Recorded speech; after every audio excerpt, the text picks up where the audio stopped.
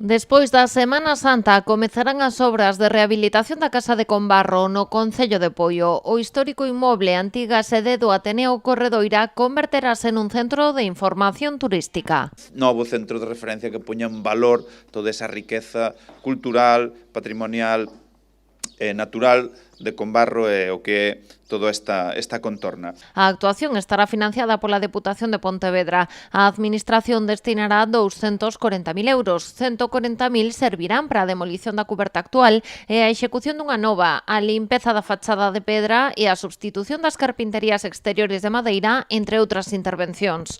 Os 100.000 restantes mobilizaránse a través do Servizo de Turismo para a musealización do inmoble.